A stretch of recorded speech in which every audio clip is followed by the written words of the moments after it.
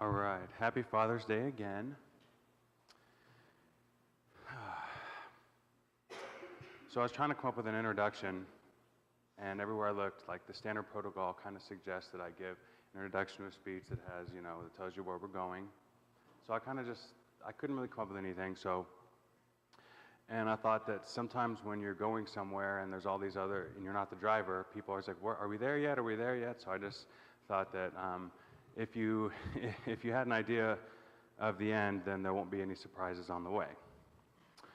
So this is a tribute to my one father who will never leave. Up until a couple of years ago, Father's Day never really meant that much to me. It was a constant reminder that my father was not there. You see, before I was born, he made the decision to not be a part of my life. He basically told my mother that that I wasn't his, and whatever his reason for that reaction was, instead of taking on the responsibility of mother and child, he decided to join the military. During my first years, it never really bothered me because I didn't really know any different. I mean, I had a mother, and that was just who was there. Plus, we spent a lot of time with my grandfather, and he kind of acted like the father figure in my life. But when I was 7, my mother made some mistakes that involved drugs, and through his wife, which was not my grandmother, it was his second wife, he disowned my mother. So I didn't get to see him for the next 7 years. During that time, there were many substitutes that kind of came around, stepfathers, things like that. They were basically my mom's boyfriends, but none of them were really a true father figure. So I began to distrust men from an early age. I had been abandoned by the two men that were supposed to be there for me and help mold me into a man, my biological father and my grandfather. And since my mom was busy with 3 other brothers that were younger than me, and also periods of drugs and alcohol abuse, I pretty much was left to learn about the world on my own. But as we know, I was never alone.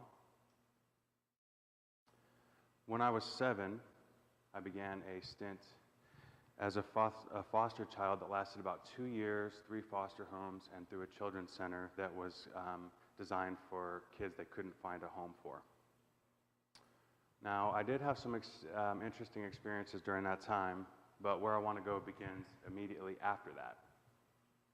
We moved into this apartment complex in a place called Stockton, California. My mom had to go through some hoops or whatever to get us back,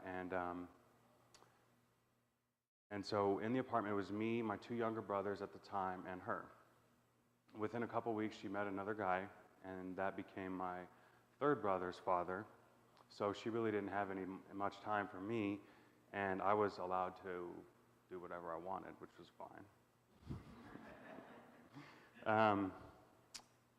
Plus, she really liked for us to play outside, so me being curious and like to explore, I was always kind of going around the neighborhood exploring things. The apartment was 2 blocks away from the Port of Stockton, which is part of the San Joaquin River. I'm not sure if you're familiar with the area, but that's like a big, it's where like all the grapes and things are grown, big wine country, things like that. And I wandered around pretty much the whole area. There was always something new to be fascinated with. This is kind of nerdy, but my favorite place was a library, and it was located about 5 blocks away, but at least I wasn't getting in trouble when I was there. I was beginning to follow professional football at the time, and so I found the section with all the sports books and read every one they had. They had ones on like autobiographies of great players and also the history. I mean, that sounds like a lot. There's probably 20, I think. 3 stores that had 20 books about football. And they also let me check out magazines, like there were Sports Illustrated and other ones. And so what I'd do is I'd cut the pictures out of the magazines and hang them up on my wall of all the current football players. Now I know that wasn't the right thing to do, but nobody ever said anything, so I just kept doing it. My school was about 10 blocks away, and I walked there every day. I didn't have many friends at this school because this was the 3rd school I'd been to in that particular year because of the foster situation. So I pretty much usually walked to school alone. One time I heard on the news that a 70-year-old lady was murdering people and burying them in their backyard, and it was on Magnolia Street. And I knew where Magnolia Street was, so I was really excited to get up the next day and go check this house out. So next day I wandered over to the house, and I knew I had found the right one because they had yellow police tape wrapped all around it, and I began to imagine what it would like to be inside this house. Sometimes I even wandered down by the port, which, like I said, was a couple blocks away, and I would, check out all the boats and the water levels and things like that. And I learned within that same year, I learned that water has no respect for people because it rose 11 feet, flooded the restaurants and all the boats and all the docks and everything. And so that's kind of like how things went for the rest of my childhood. We moved on average once a year, which gave me a whole new set of surroundings to learn about. And every year I found something new and interesting to learn about in the world. Of course, I never knew the full significance of all these things till I got older and how different my path kind of was than most of the people I met. But curiosity combined with my circumstances allowed me to learn about the world as it was and not through what somebody else told me. Years later, this curiosity about learning about life on my own led me to question the many things I was being taught about what a father should be, religion, and God, and so forth. However, most of what I learned about fathers, I'm pretty sure I learned about on TV. It seemed to me that earthly fathers were men who had the final say in all family matters, though we know that's not true. They also teach their kids some cool stuff along the way. Most importantly, though, it seemed like fathers were there to teach their boys how to become men. Stuff like how to fix cars, how to fix stuff around the house, and how to talk to girls. Another way I saw it was fathers are there to teach boys things that mothers don't have experience with. Since I didn't have this in my own life, it led me to two things. One, I had to figure this stuff out on my own, and I still can't fix a car. Two, I was able to compile a composite of what I thought a good father should be or might look like. Traditionally, we know that fathers provide shelter and protection for their children. They also can teach us the things that they've learned along their journey. And the really good fathers act as a guide. They allow us to explore the world and walk our own path, and they are always there in time of need. But we're all human. The human father sometimes falls short in the face of adversity. The struggle to provide and protect takes up humongous amounts of energy, and the important stuff gets set aside. It's in these times we need our Father, the Creator, the most. Jesus came to represent our Father, and in the book of Matthew, he said, "Truly I tell you, unless you change and become like little children, you will never enter the kingdom of heaven." Where is this kingdom of heaven? Is it in the sky somewhere, some far-off place? Jesus himself answered that question in the Gospel of Luke. He was demanded of the Pharisees when the kingdom of God would come. He answered them and said, "The kingdom of God cometh not with observation. Either shall they say, here it is, or there it is. For behold, the kingdom of God is within you." That's the King James Version. I searched, and there's a lot of versions out there that kind of say a lot of different things. They say that the kingdom of God is in your midst, or things like that. But the kingdom of the Father is within you. We are all born with the ability to reach this kingdom. It is said that you can reach this kingdom through prayer and meditation, and I believe that's correct. But it's merely a general description of what it truly takes to pray in the silence, that truly takes place in the silence. Each person has their own experience, and each person will be guided by the Father in different ways. What this has done for me has allowed me to be conscious of the Father that was always there, like when I was in the foster homes and living in Stockton. Sometimes when I pray for guidance, it comes in the form of song or story. Sometimes another person shows up and gives me the answer, and I know it's them because I prayed for it, and they have that answer, even though there's any other reason why they should be there telling me this. Sometimes we don't listen or can't decipher what God is, or what is God and what is something else. Is it God? Is it not God? I don't know. That seems to be a reflection of our indecision. When we can't decide on things, our world manifests as chaos and thoughts of indecision. What we reap in this world is what we reap, or what we sow in the silence. Charles Fillmore, the founder of Unity, many of you may or may not know, they called him Papa Charlie because he was so nice to get along with, and everybody loved hanging out with Papa Charlie. But he once laid out the 7 necessary conditions for true prayer. And actually, when I found him, I was pretty fascinated. It's really pretty good. Number 1, God should be recognized as Father. Number 2, oneness with God should be acknowledged. 3, prayer must be made within, in the secret place. 4, the door must be closed on all interests and thoughts of the outer world. 5, the one who prays must believe that he has received. 6, the kingdom of God must be desired above all things and sought first. And 7, the mind must let go of every unforgiving thought.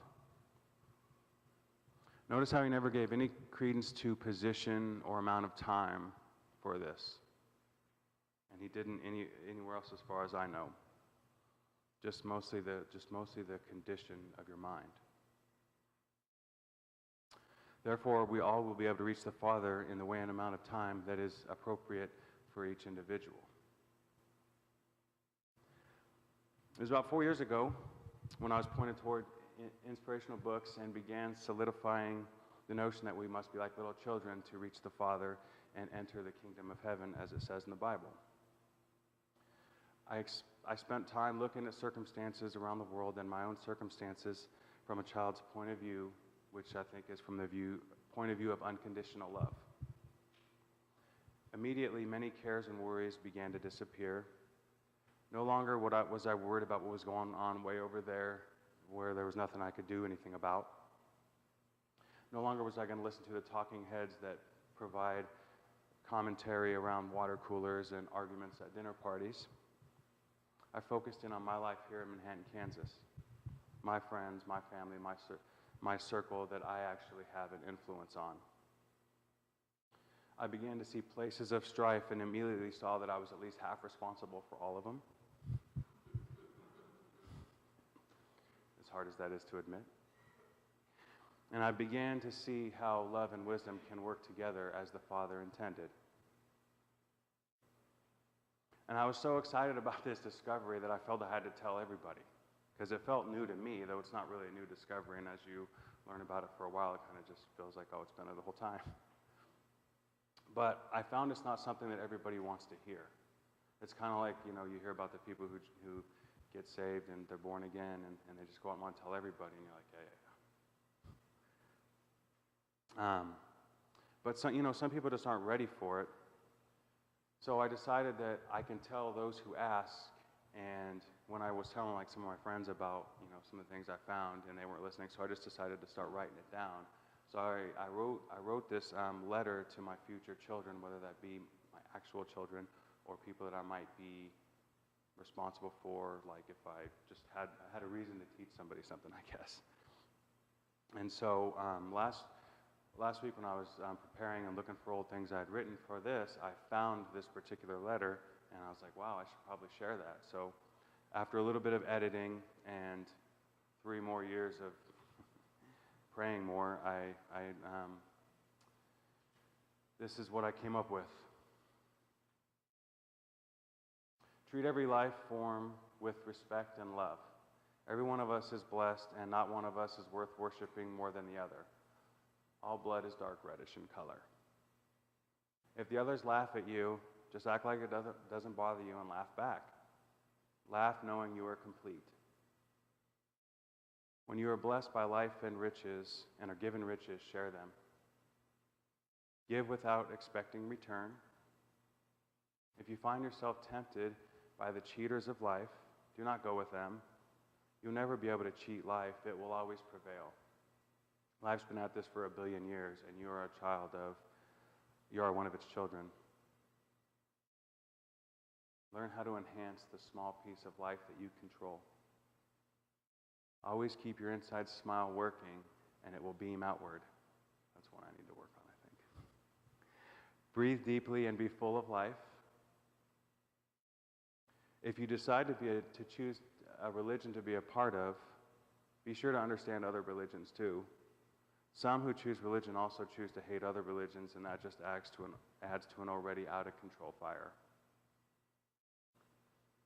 When you come across people who struggle with angry, jealous, or selfish thoughts, just be aware and happy you will either become happy with or find a way to leave the situation. Some people are just in need of that one moment, and you might be able to give them that one moment. Although you also might be caught up in a moment where someone slights you and is not ready to turn on their lights. Do your best, let them go if need be, but remember, all cross our path for a reason. Chase your life's purpose when you find out what it is. Fill your childhoods with happiness and life so you'll be awake when the answer comes. When the answer comes, you will soar high and as far as your imagination will take you. Keep your health under control. Stay active always. Respect yourself and others. Look for positive role models that fill your world with love and truth. Be a leader and an advocate of life. Remember that you only have one duty, and that is to advance life, not the right to exploit it for personal gain. The only rights that matter are universal. Get in tune to the laws of the universe, and you will be graced with riches. Learn from other cultures.